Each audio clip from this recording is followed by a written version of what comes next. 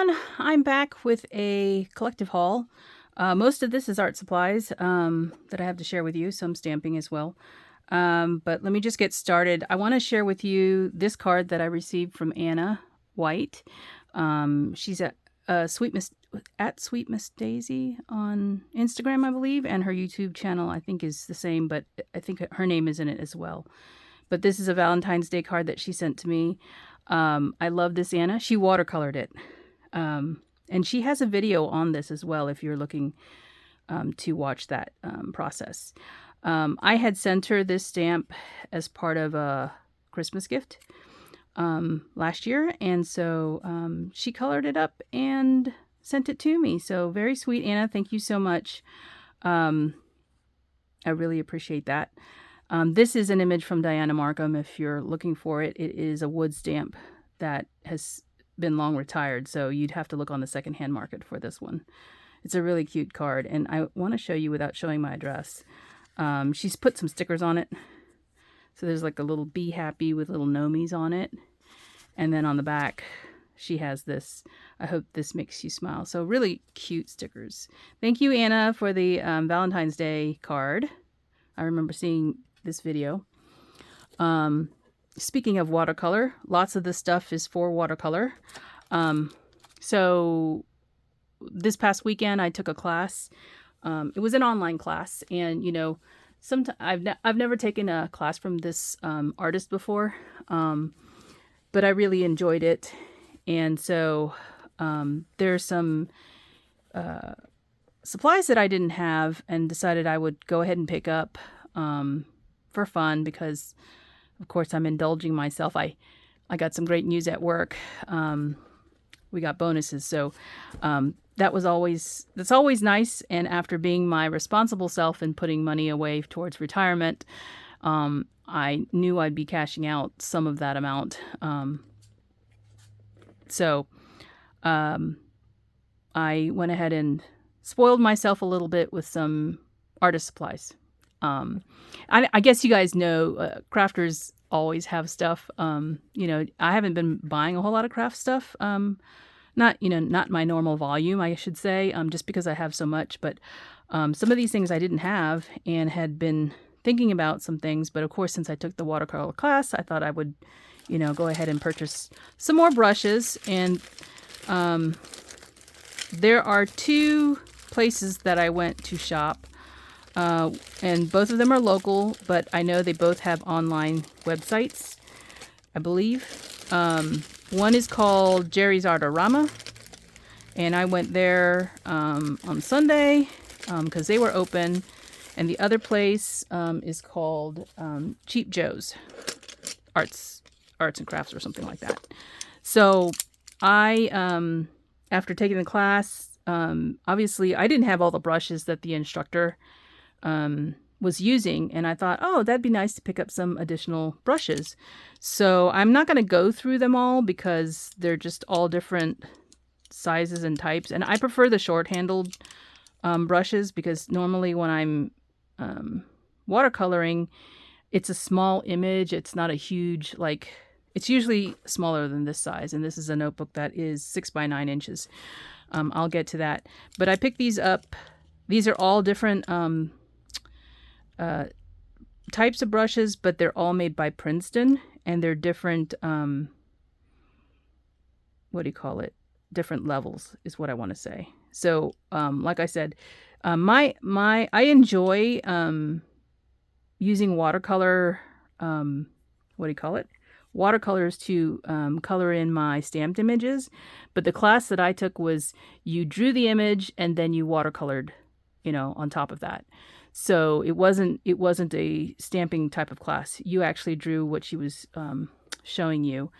And I really enjoyed her pace of instruction and the way she taught the class. So, you have to kind of do that for your, analysis for yourself, whether you like something like that. So I have a number of different type of brushes, and some of them are the same and some of them are different. They're definitely like different sizes of brushes. You might see like 2 angled brushes in here, but they're different sizes. So like this 3/8 of an inch and this 1/2 inch, and then I even got a smaller one, which is a 1/4 inch, but they're all angled brushes to do different techniques. So I got a bunch of those at Cheap Joe's. These are actually from Jerry's Artorama, different brands though, because Jerry's doesn't carry the Princeton line. This is here we go, I'll put my hand behind it, 1/4 inch best. And I got some others from them as well. I got a Filbert and One Stroke, and then I got a different brand, which is Ebony Splendor. And these are not like super expensive brushes. Brushes can get really high in price. I think I like the pricing at Cheap Joe's much better than the pricing at Jerry's Artorama. But still, it's an art shop, not necessarily an online craft shop, because I looked at the price of these. Now, I always pick these up. If I'm shopping in a store that has these, I will always pick up the Copic Super Brush nibs, because I never know how many I have on hand, and I always end up having to replace some. So these are the Super Brush nibs, and the price wasn't on them, so I just went ahead and bought these. And then I looked at my receipt after I walked out the store, and they're like $8 now. And I don't remember them being $8. I know they're handmade in Japan, right? But I think they're like, originally they used to, I think they used to be like $3.99 or something like that. But yeah, they've gone up in price. So, you know, that's something to keep an eye out. But I always pick those up just in case I need some. And so those were from Cheap Joe's. I know I can get these cheaper online. So, you know, my bad, but I was there. So no need to pay shipping for something I already can get, and I'm standing there. So I also purchased some pencils. I have ordered some more too. These are 2 different mechanical pencils, and they're the same company, but they're different. Like this one is a 0.9 nib or size, 0.9 millimeters, and this one is a 0.5. So this 0.9 is got a wider lead than this one. And I actually ordered a 0.3 because I didn't even know they had mechanical pencils that small. I don't know why I didn't think of that, but of course they do. And you can also, because the watercolor class that I did requires drawing, I also got different hardnesses of lead, or I guess dark hardness and darkness. So I got some of those different leads for the pencils. This one is 0.9H, and I have a 0.92H. The number will indicate that it is a darker color lead. So I got two different shades, I guess you could say. And then I also, and those were from Cheap Joe's. These 2 are from Jerry's Artorama, and they cost more. These are Pentel brand, and there's a 0.5 4B, so that's going to be really dark. And this one is a 0.34H. So also dark, but I think this will be harder in terms of the lead strength. That's how I want to say it. So there's 12 in these. Even though this costs more, there's 18 in these. And this was like $1.31. But these were like $3 something, I think. Or maybe a little close to maybe $2 and change or something like that. But there's less in there. So I said 0.3 but there's not a 0.3 pencil here. When I got these, they had a 0.3 pencil, but it was a metal barrel, and that causes me some fatigue when I'm writing, so or even drawing. So I was looking for something with a rubber grip, and when I saw these, I was like, I gotta get these because these are gonna help alleviate some of that stress around your fingers when you're writing. I also got some Micron pens. These are archival safe. They're also watercolor safe, so it's good for that. And you can go on top of your Copics if you are stamping to make your lines a little darker or add details. But I got 2 different sets here. Well, you purchase them individually, but they're the same size, nib size. So I've got a 01, 05, and a 10. So just so that you know, the 10 is the thickest, the broadest, I should say. You could see that really well. And then if I were to show you the 01, you can see that it's very fine. So I've got 3 different nib sizes here in a cool gray, and then I have a darker gray, which is probably more like, I don't know, warm gray, I guess. So I have both those sets. These are Pigma Micron pens. So I have 2 sets of those that I purchased.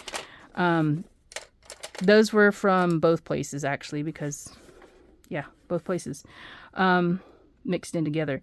I did pick up this pad of bee paper. Now, I've heard of bee paper before. This is a higher line than what you pick up at, like, Michael's. So this is from their professional series, and it's a mixed media paper. And there's 2 different textures in this pad. So it's 6x9. It's bound, of course, you can see that. And it's 25% cotton paper, mixed media paper, and acid free. So it's a natural white, medium rough surface, 2 distinct surfaces. So you can use it for wet and dry media. And so let me just turn the page. The back side of the page is way smoother than the front side. But if you were to touch this, this is not like the texture you would find on, say, watercolor cold press paper. It's more like, say, a hot press watercolor, smoother. But you can use this for like colored pencils and stuff like that. So I got this just to play with. I also purchased this pen case. Now I purchased this to hold all of my markers for the Karen marker set. I don't like it. Look how small the markers are compared to the case. Sorry, I had to pause for a second there. So yeah, this case, it's interesting because, like, the markers are just shorter markers, and so they don't extend, too far out. And I had thought originally that it holds the entire set of Karen markers, and I actually have both the neon set and the full largest set. And I had hoped that the slots were all individual slots, but they're not. So in order to fit everything in here, you have to put multiples to a slot, and I don't like the way I had to do it. So you see, like, this one shows them individually. I prefer individual slots like this as opposed to having 2 to a slot. But that's why I don't like this case, because I'm just really picky about it. But like I said, it does fit the entire set, and it has extra space. So I don't know if I'm going to continue looking for a new one, but I might just stick with this for now, just because it's a great way to store markers, but at the same time, not my favorite for storing them. I'll say it that way. And I don't remember how many there are in the set. So, but yeah, it holds way more than I needed. So it zips around. It's good for portable, and you can actually set the markers like this way. So they're all horizontal. I used to have them in an upright rack that was really cheap from the dollar store or something like that. But it comes apart if you lift it up. And so when I want to go lift it up, it always comes apart, which annoys me. So I got this instead. So that's the pen case that I wanted to share with you all. And then I got 3 more things. These are stamps from eBay. They were in a lot together that I bid on, and so I won. And so this, I don't believe I have this one. It's a Deb Strain Stargazing from Stampington is what it's called, and I don't know what the year is, but I don't think I have this one. I don't think. I'll check my stash, but it's in great condition. And then there's this snowman from Inka Dinka Doo. That's what this says. And I believe this is a cling stamp, so whoever had this put it on this block, which, kind of nice. I don't have to now find a block for it. And then this one is Snowman Poop from like AIP, EIPs, VIPs, 1998. This just happened to be, I wasn't looking to get this, but there you go. So those are the 3 stamps that I have purchased. And I think that's it for now to share with you all today. So yeah, I hope you are all doing well. And I will hopefully come back with some projects to share. Thanks for watching, and I will talk to you soon. Bye.